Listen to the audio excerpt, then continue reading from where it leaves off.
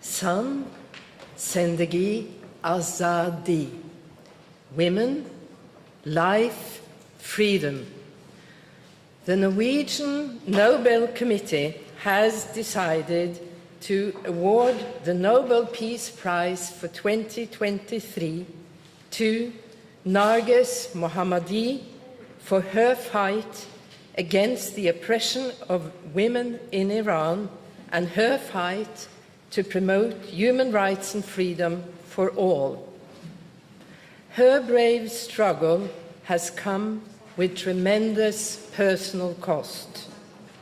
Altogether, the regime has arrested her 13 times, convicted her 5 times, and sentenced her to a total of 31 years in prison and 154 lashes.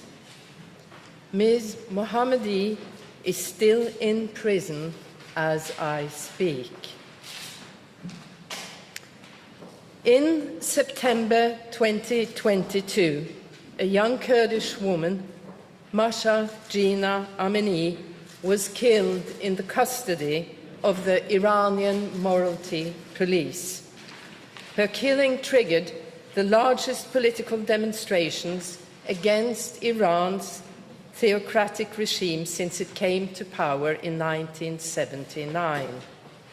Under the slogan, "Woman, Life, Freedom," hundreds of thousands of Iranians took part in peaceful protests against the authorities' brutality and oppression of women. The regime cracked hard down on the protests. More than 500 demonstrators were killed. Thousands were injured, including many who were blinded by rubber bullets fired by the police. At least 20,000 people were arrested and held in custody.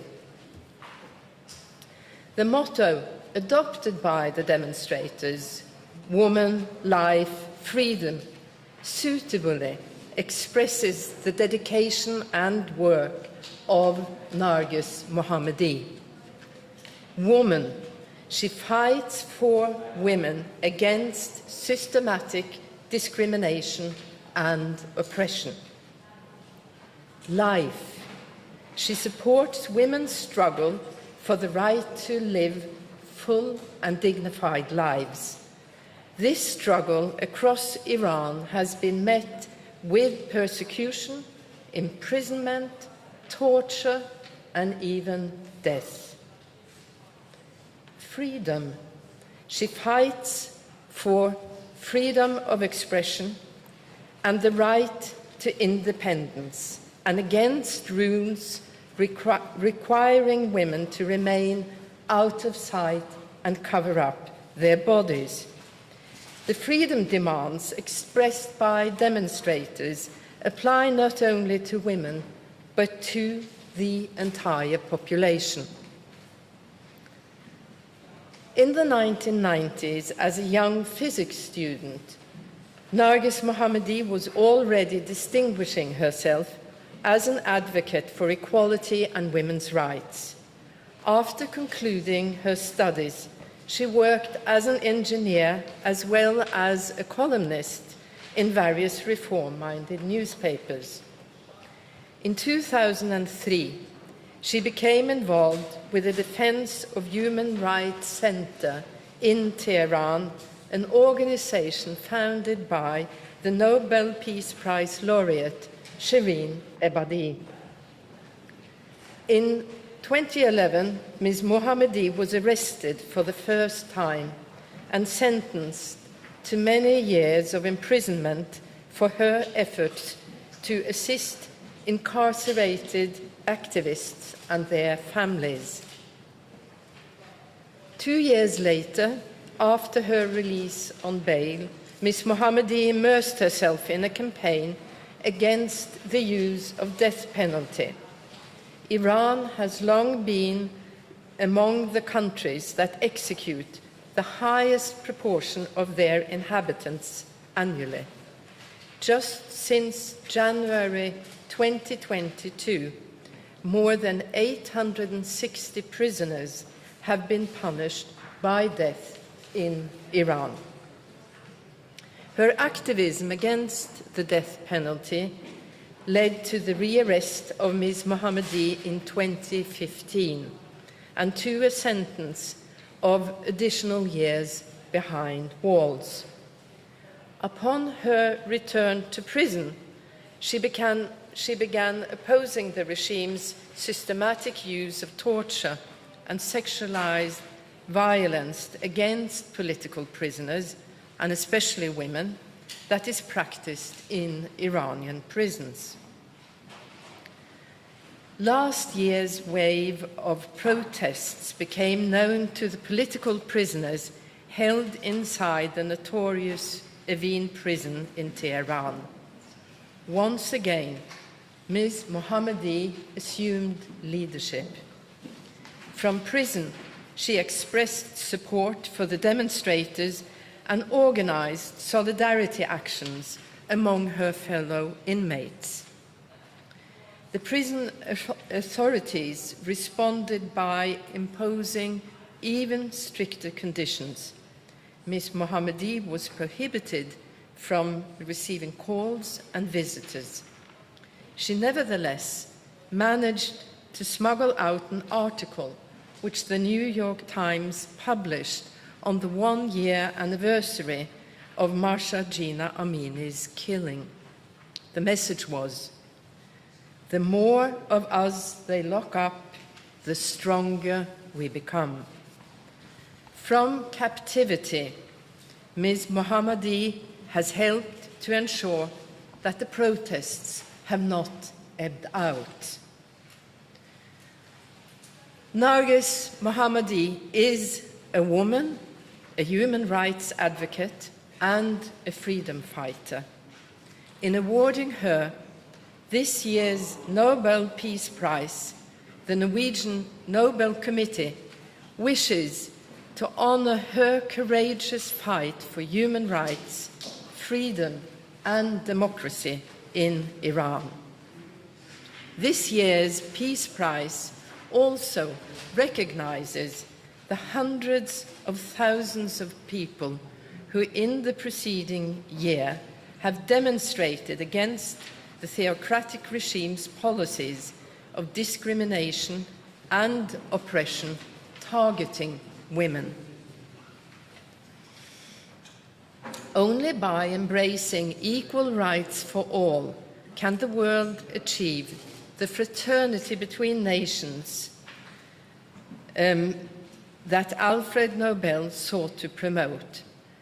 The award to Narges Mohammadi follows a long tradition in which the Norwegian Nobel Committee has awarded the Peace Prize to those working to advance social justice, human rights, and democracy. These are important preconditions for lasting peace. Thank you. Madam Chair, what impact do you hope that this prize will have on the situation in Iran? This prize is first and foremost a recognition of the very important work of a whole movement in Iran with its undisputed leader, Narges Mohammadi. The impact of the prize is not for the Nobel Committee to decide upon. We hope that it is an encouragement to continue the work in whichever form this movement finds to be fitting. This is a person who is imprisoned. what will be the situation in December when she is actually given the prize? Well, if the Iranian authorities make the right decision, they will release her so she can be present to receive this honor, which is what we primarily hope for. How we will carry out the arrangements, we have a couple of months to plan that. Stolt from TV2 Norway. The three last year's laureates are receiving treatment from their respective governments following receiving the Nobel Peace Prize. How would you comment on the situation for the last year's winners? I'm sorry, how is my comment on? The last year's laureates, some of them in prison, they're still harassed by their governments. How do you comment on that situation? Well, it just shows, first of all, that democracy is on decline. There are plenty of authoritarian regimes around the world that suppresses opposition. And all these prizes, they illustrate that being a freedom fighter, being in opposition, comes at a very high cost. And of course,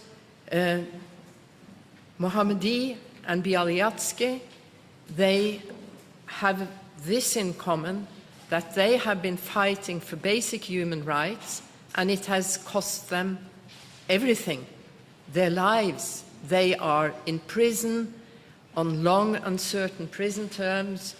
They are isolated from family, friends, the rest of the world, and the cost for them individually, I think we can hardly imagine. And what is the signal from the Nobel Committee to the Iranian government? Well, the signal is listen to your own people. And the signal is sustainable societies have a civil society, have basic democratic rights, and respect individuals' human rights. That is the signal. Madam Chair, how has the committee reflected on whether or not this prize will affect Narges Mohammadi's security situation? This is, of course, impossible for us to predict. She is already in prison. She has, over actually 3 decades since she was a student, led a life with a calculated risk. And she has taken the position that she will do what is right at all costs. But if there's any further repercussions against her, the responsibility for that is at the government or other people who carry out these repercussions.